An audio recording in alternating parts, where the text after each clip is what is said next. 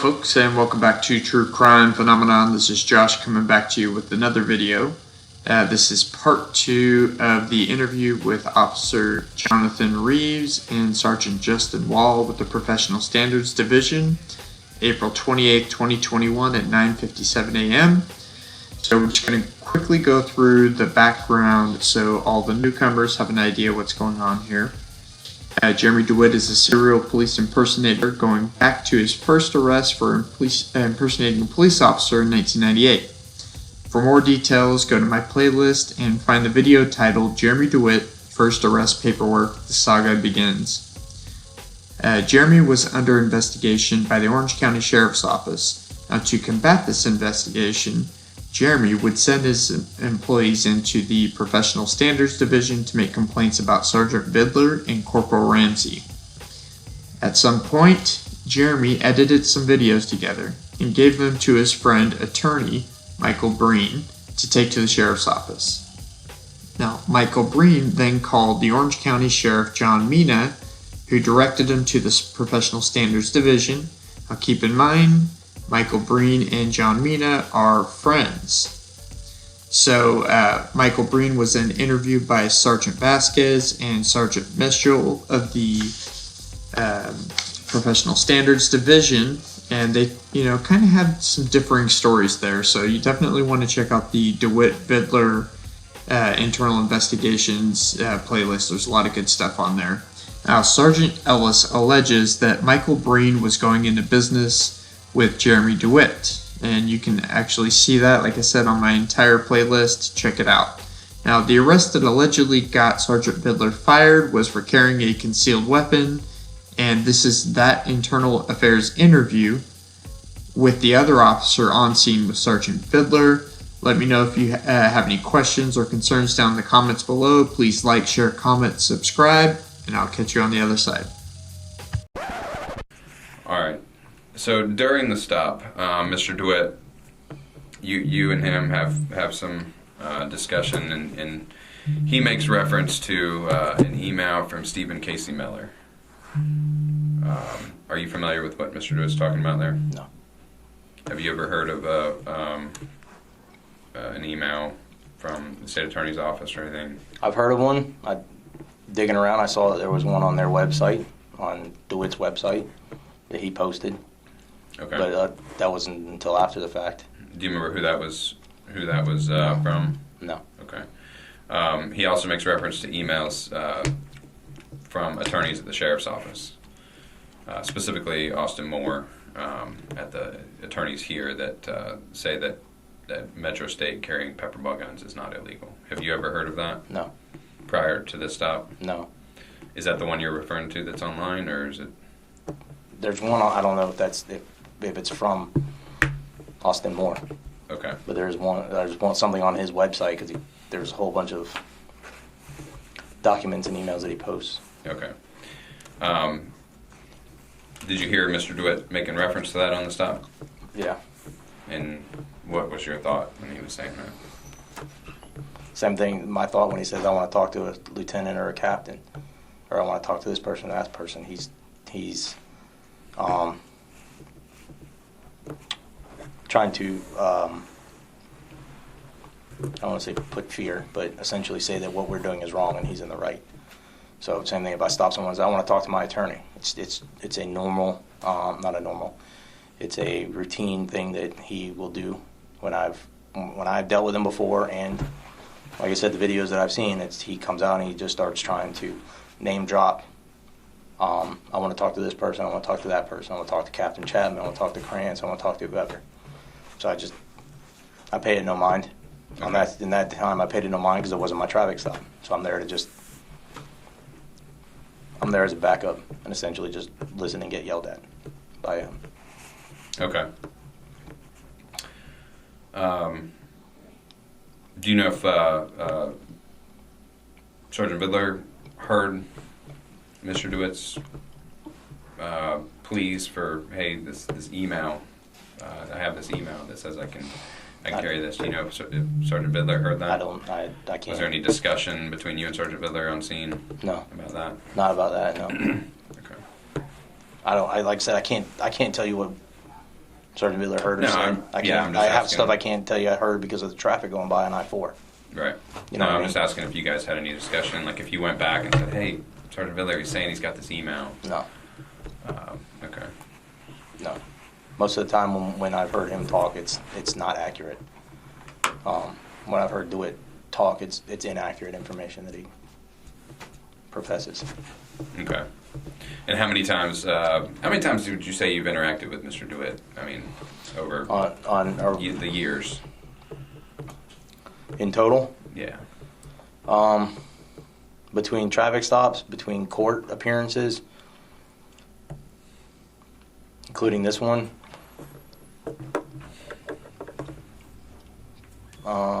maybe between 5 to 10 times. And so in 10 years. Whenever you're discussing stuff with him, is it common for him to spitball all kinds of different, like you were saying, things that He tried, yes. you find out later to not be true, or things that you Yes. know aren't true? Yes, it's common, yes, because he'll also throw out traffic. He'll throw out statutes. This 970 says this, or 316 says this, or 320 says this, or whatever. Same thing with his employees that I've stopped. The exact same rhetoric comes from them. 320 says this, 316 says this. All of these things I can do, I'm allowed to do, based on these things. So when he starts talking about this email, you automatically, it's just another thing that he claims. Correct. Okay. And you didn't really buy it No. because of the previous times of him crying wolf kind of thing. Correct. Okay. He did ask for a lieutenant 17 times actually on the stop. Did you hear those requests? Yes. Did you ever request a lieutenant? No. Did you ever later talk with your lieutenant or tell your lieutenant, hey, he wanted to talk to you?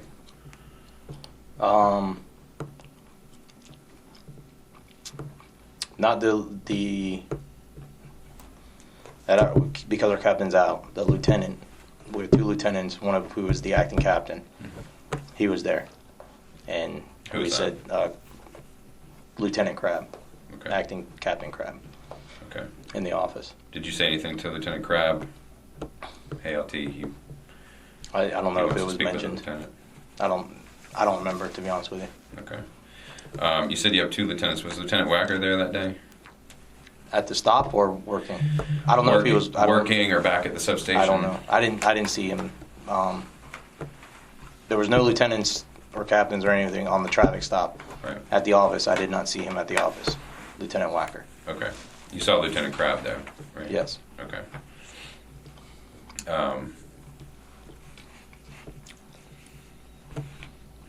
Do you know if Mr. Dewitte ever spoke with a lieutenant or captain or at his request? I think Crab might have gone in there. I don't remember. Okay.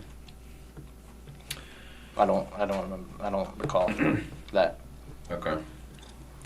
All right. After the stop, did you go back to the station where Mr. Dewitte was interviewed? Yes. Where was that? Sector 4. Okay. What was your involvement in the follow-up investigation that took place? Just kind of walk me through what happened when you guys got back to the station.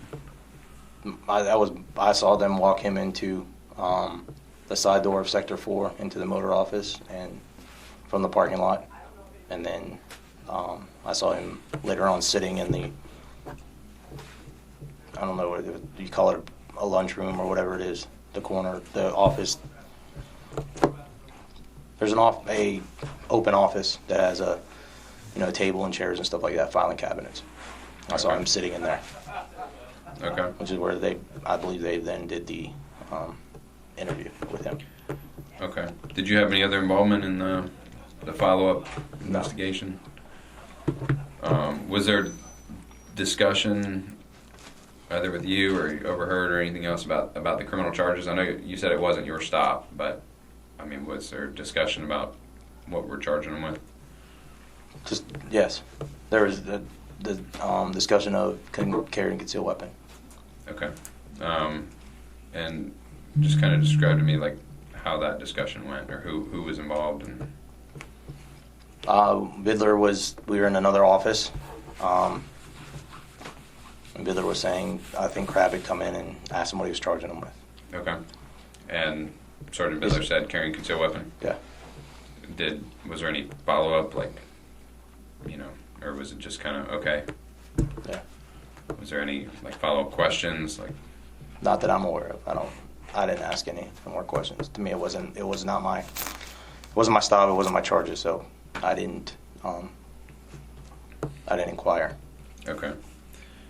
Are you familiar with that statute? The carry concealed weapon statute? Yeah. I made that arrest a couple times, I believe. Okay. So, in your mind, did you think, yeah, that applies or doesn't apply? Did you have any thoughts about that? Or? No, I didn't have any thoughts on that. Okay. Like I said, that was his charges, and I went with that. Okay. They were his charges, so I could only assume that he had already worked that out himself. Okay. Did you feel like the charges applied, or? The carry concealed weapon. If he's concealing the fact that it's a weapon. Okay. But could you see the gun in the holster, right? I could see the gun in the holster. On the traffic stop. Yes. Mr. Dewitte's traffic stop. So the object itself was not concealed. Based on that, I can see it.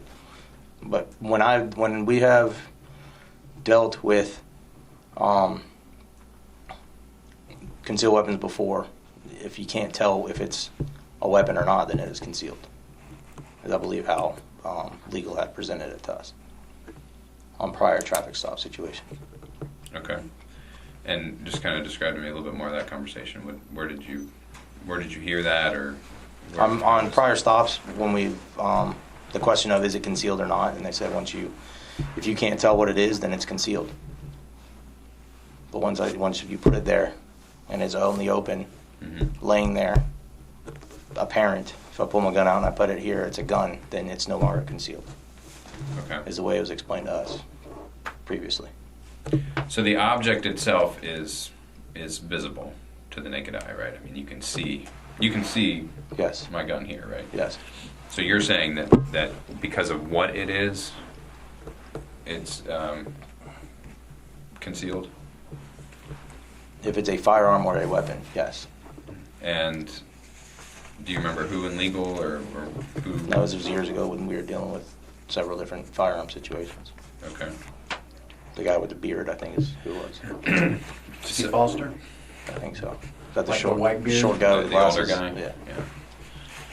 Yeah. Because And were you part of that conversation? No. Or did you just hear about that conversation? over here. Or in discussions later, Okay. And do you know when that was? years ago. I don't know. Okay. So I guess, and again, I know you can't answer for Sergeant Bidler. I'm just asking in your mind, if that was years ago, and Mr. Dewitte has been encountered before with this in his gun belt, with a pepperball gun. Do you know of anything that made this time different?